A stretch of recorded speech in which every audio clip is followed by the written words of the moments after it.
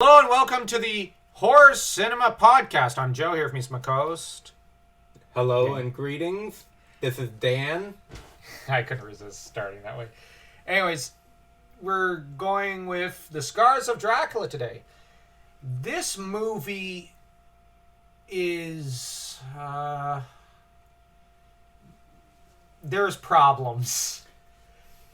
It's got all the problems of the one movie with Helen, and it's got all the problems of the second Paul trilogy movie to an extent, and along with its own batch of problems.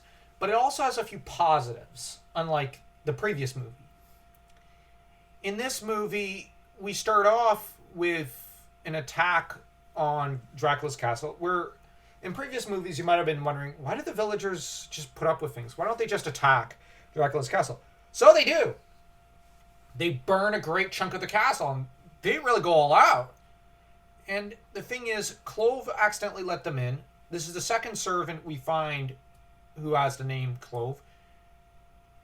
Now, I'm going to assume it's a different guy, but that what Dracula does is he enslaves these men after they die, and he just assigns them the name, so he doesn't have to remember any other name, like Bob or something. On the other hand, he demeans them by taking away their true name and reducing them to a simple noun or something. You know what I mean? Like, he reduces them as a human being. I think that's what happens here. And Clove is truly a slave. But the thing is, we're then introduced after a short prologue to Paul, and this Paul's a cad. He sleeps with the burgomaster's daughter. He then apparently is sleeping with his brother's girlfriend, Sarah, who's a terrible human being. She is leading Paul's brother on, Simon, and she's actually annoyed when he tries to propose to her. And you could see that she's a little irritated. The actress isn't very good. She's very pretty, but the character herself comes off as vapid and just not an appealing human being. Paul shows up, very taken with her, and she's just utterly smitten with him. Paul then flees the police because, well, the burgomaster sent them after him. He ends up in the one Dracula chariot and gets taken off to one of the local villages near Dracula's castle, tries to seduce his way into the tavern with the tavern master's tavern girl that he's hired, but is found out, chased out, and ends up at the castle. Once at the castle, he ends up seduced by Dracula's bride, who then tries to get a bite in. She is, in turn, gutted. Wow, Dracula really goes all out, knifing her multiple times with the one silver dagger, which is just such a shocking scene. But as for Paul, he's locked into the bedroom after that, scales down the castle, finds Dracula's corpse, and of course it's dark out, so ends up caught and tortured to death by Dracula, and probably drained of blood on occasion, so not a pretty way to go, but you don't really get attached to Paul, so good riddance. Then you've got Clove, who's in some ways truly the main character of the film, although they didn't intend him to be, and I wish they had. Clove then chops up the body of the former bride, who's now gone, and her body parts are dumped into a pool of acid so that they're gone, and you just have a cheerful tune sung by, whistled by Clove, who finds Paul's one picture of Sarah, and it's a fascinating and sad part of this film where he falls in love with her. And it's not lust, it's truly that he falls in love with her. And it's a tragic thing there where you can kind of start to pity Clove a little, because he's probably been serving Dracula since one of the previous couple of Paul movies. I suspect he's the one who removed the cross from the front of the doors, put in the first Paul trilogy movie, and that he afterwards has served Dracula for a number of years, and that his life has probably been miserable the whole time. Because I suspect the previous Clove either died to Dracula or died of old age. I suspect the latter, if only because it seems to me Dracula might not want to drain the blood of the slave because they serve a certain purpose, especially with how often he tends to die. That said, Clove here is not a cheerful fellow, and he doesn't have a cheerful existence. He lives in the bowels of the castle in misery, where it's cold, it's wet, and there's very little to actually to sustain his existence, so that this love might be the only thing that keeps him warm at night. And I don't mean that in a perverse way, just I truly mean like it's the only thing that gives his life hope. You really pity him. Meanwhile, Simon is tracking his way to the castle, arrives at the tavern where the one tavern girl, like with Paul, she directs him to the castle. She might as well be one of Dracula's servants. Yeah. Now, the thing is, everybody reacts the same way to mention of the castle. What? He went to the castle? Like, you have the police. Went to the castle? Oh, dear Lord. No, we're not going out there. You have the priest. He went to the castle? May heaven bless his soul. God rest his soul. And you just have the girl just not giving any thought, then telling Simon, yeah, go to the castle. What are you doing? Everybody is telling you, don't do that. Stop directing people there. You're killing people. And you've got her. Well, better direct more people there. They should have sent her there. I guess. And... oh, wait, that would mean she'd turn into one of his brides. well, she's later delivered on Dracula's doorstep by Clove in place of Sarah. And Dracula drains her and then has Clove dispose of her body because he doesn't want her as his bride. Well, good riddance. Yeah. That said, Simon gets there, and immediately Sarah seems to fall for Dracula, which is... yeah, I know it's supposed to be that she's mesmerized, but she offers so little resistance. And then there's the later part in the movie. Now, Sarah is mesmerized. Simon goes to sleep after drinking drugged wine. But Dracula goes to finally transform Sarah when, there's the cross around her neck that I suspect her mother or Simon gave her. Not Paul. Frick. You've got Clove who's summoned to remove it, and Clove, seeing her face when she's sleeping, can't bring himself to do it. He refuses Dracula, then has his back burnt as punishment off screen.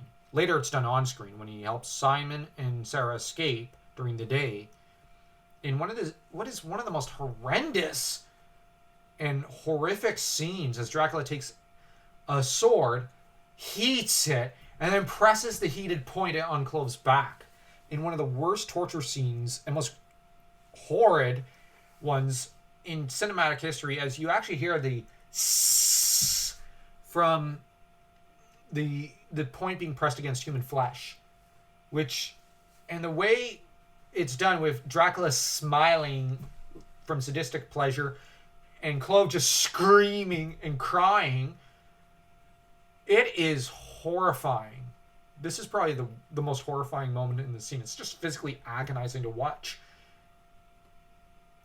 But then Simon gets info from the priest, takes off for the castle, where he enlists the help of Clove, only to be betrayed by Clove. And meanwhile, the bats of Dracula go to the church, kill the priest, discover Sarah's there.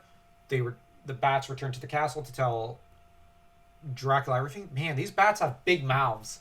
Freaking gossips. Dracula then goes, well, now I know she's on her way back, because it seems Sarah has fallen in love with Dracula and decides she doesn't want to stay in the church where she's supposed to stay or go to the tavern for help. She instead rushes to the castle in love with Dracula, Hopeful that Simon and Clove might direct her his way, Dracula decides, shrug, okay, she's on her way back, I'll oblige.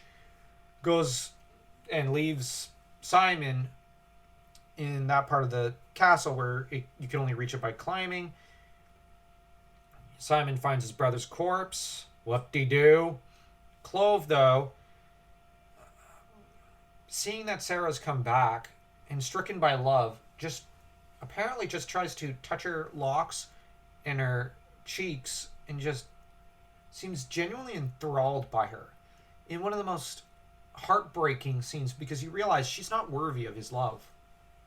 And he has suffered decades of torture and slavery and watched the most inhumane things be inflicted on innocent girls.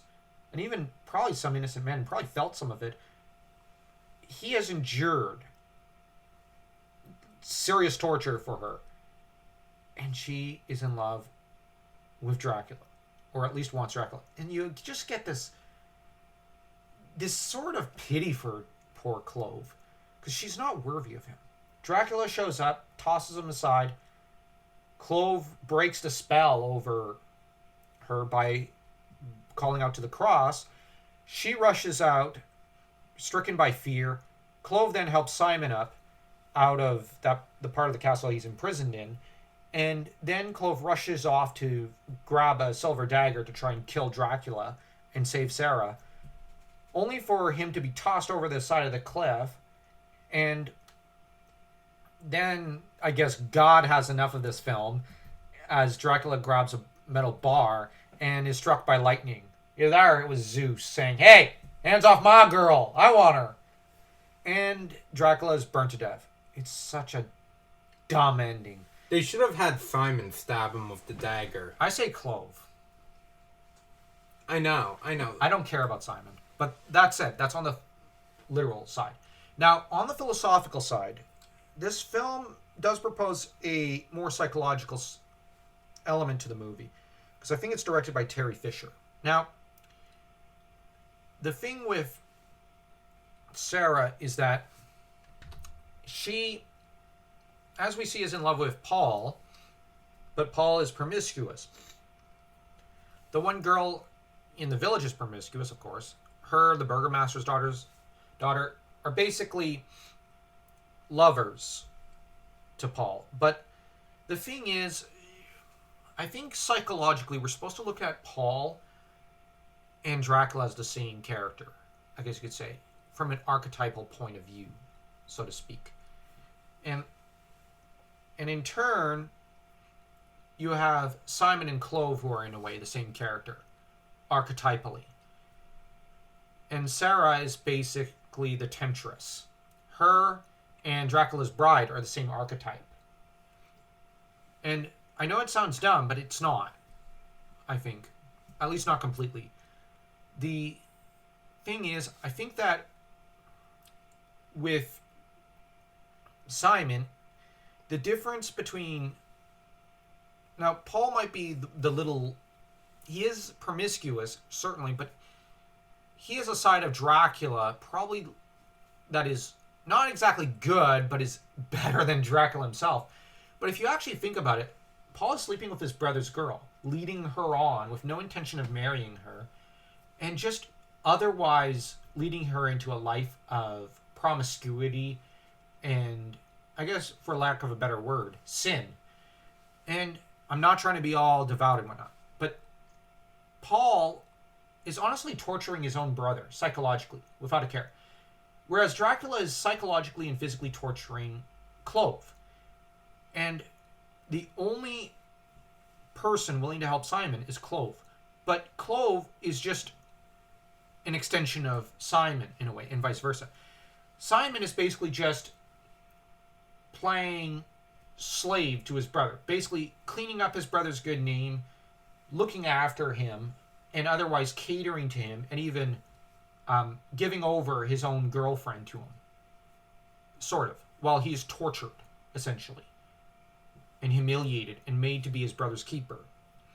Sarah, in turn, just like the bride, could not care less for Simon and or Clove, and you basically have this, like they're catering to Dracula as well, and so Dracula, destroys the bride.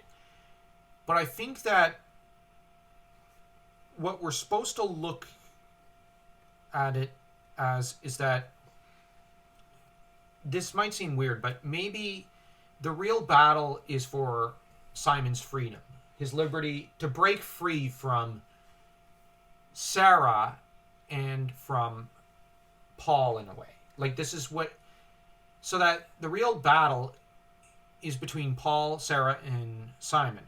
And the trouble is, at the end when Clove dies, Clove was really the part of Simon's psyche that was trying to say, I want to break free. I don't want to be a slave anymore. Let me out. That's the true Simon. But that he didn't. When Clove dies at the end, Paul's slavery is, the chains are finally fully wrapped around his neck and his wrists and ankles. Sarah now owns him, and he will never break free. And so, in the end, he'll either be tossed aside by her because he's not rich enough, or he'll be bound to marriage to her, and she'll probably bear the children of other men. And he'll be enslaved for the rest of his life. He's better off with the former. Yes, but is that really what's going to happen? Or is it that Dracula will be revived on a less psychological level, and Sarah will go back and take him to Dracula, and he'll become the next Clove, and Sarah will become the bride? There are, I think, almost three ways of looking at this film in that regard. They should have vamped Sarah. I kind of think that maybe the movie should have kind of condensed the Paul thing into, rather than 30 minutes, maybe 5 minutes, and turn Clove into the main character for the most part. Like, my psychological reading of this is just one way of looking at this. But for a less Jungian, I guess, kind of reading of the text, or Freudian reading of the text to an extent, because Freud would have probably read it that way, I think that I like the idea of it being about Clove instead. And where Clove, at the end, kind of like the Hans, Frankenstein, and Mute Girl relationship, sort of, in the one Frankenstein movie. Where maybe, in a way, Clove, maybe they should have made Sarah less promiscuous. Maybe had both, like, yes, it means demonizing both Simon and Paul, where both of them are cheating on her, and where you pair her up with Clove, where, in a way, yeah, she'd be a lovelorn girl, just, kind of neglected by both men, but who's the first guy to treat her with human decency and love? Clove. Mm-hmm. And where maybe, in the end, you could give Simon a redemption arc, and where him or Paul, or you fuse the two characters, and where that boyfriend redeems himself trying to save her, but dies, and you pair her up with Clove at the end, and Clove rides off into the sunset with her, maybe revealing his true name at the end, and where that's him, symbolic of him regaining his liberty, and where he rides off far, far away from Dracula with Sarah, and the two maybe settle down in the countryside, far away, and Dracula is gone. Maybe forever. I don't know what you think of that idea as a what if for this movie. Like, how they should have done it. Where this would mean it would be a much more horror-based film, where you get to see, maybe bring in more victims for Dracula. Like, and where you get to see things from Clove's point of view, in a way. And where the true victim, in a way, is him. And where you even maybe get one of Dracula's brides in on the cruelty. And where maybe even she inflicts the sword wound on him. You know what I mean? The heated sword wound on him. And where Clove is a slave of everyone in the castle. But where he breaks free for Sarah. And where him and Sarah ride off into they elope. And I know that'd be a more romantic story, but the idea of my idea here is to stay true to the Hammer fairy stories, and where this would be, I think, in a way more like the themes of the first Paul movie, and even to an extent the Brides of Dracula, except where the thing is the real chains and shackles for Clove are in his mind, and where it's an abuse story. He has to break free, but it's his love for Sarah that gives him the strength to finally break free, like he does in this movie, but where he actually succeeds and where he wins. What would you say to that story? Where the moral of the story is where Clove rediscovers his faith as well in God, where, you know, like, because you have to stay true to those traditional themes of Hammer, like they always have to do it that way, and where, you know, he finds faith in the cross, and, you know, like, he liberates her and she liberates him in a way. You know, where instead of it being Simon who shows him compassion and seeks him out in the bowels of the castle, it's Sarah. And where there's more focus on her. And where it becomes almost a Mask of the Opera. Phantom of the Opera, I mean. Type of story. And where it's a Beauty and the Beast. He's not a physically attractive guy, but he's the first human being to just truly see the beauty in her. And where she sees the goodness in him. And where either that or Simon and her discover it. And Simon has compassion, but she has even more pity for him, where you get this love story. I just think that'd be a better story in a way. That would stay true to the ideals of the first Paul movie. Yeah. It's like, yeah, I like Simon. And maybe initially Simon was infatuated with Sarah, but he's the one that doesn't get the love. I think, yeah, but I think that they should have killed him off instead of Clove. Yeah, I think Clove should stay alive. I don't know about killing Simon off. But let's rate this movie. I'm going to say this one's I don't want to say a 2, but it is a 2 for me. It's mediocre. It barely makes the grade. But the reason I'm giving it a 2 is for Clove. For Dracula's, actually, I'll say 1.3. It's below average. It did not quite get a passing grade, I should say. Clove is great, is perfect. I love the villagers. I love... hey, Sarah's beautiful, I'll say that, but I don't like her being promiscuous. But on the other hand, I love Christopher Lee in this film. He finally has lines. Well, he finally decides to say his lines. So, what about you? I will say a 2. Clove saves this movie. I like the vampiress. The way she looks. Oh, her acting is perfect. She has a dead look in her eyes. She nails that. It's only when she is trying to lead Paul on, and then she kind of decides she wants blood, that she shows human emotion. Great actress. Lee doesn't look as bored as he did in the previous movie. Oh, yeah. A lot of the acting is really good. Except for Sarah. Except for Sarah, of course. But even then, like, if they had instead done it with Maddie, I think that her subpar acting would have been compensated for. Mm-hmm. And I think people would have preferred my version. I don't know. Tell us in the comments. It's a movie that you could actually enjoy as a popcorn flick. Yeah, unlike the previous one. Agreed. Anyways, tell us what you think. Do you like my idea? Do you hate it? But if you did, don't forget to smash that like and that subscribe button, and to stay tuned for our Frankenstein Book Club podcast. Or you could check out our Dracula one, which is already completed. But do take care.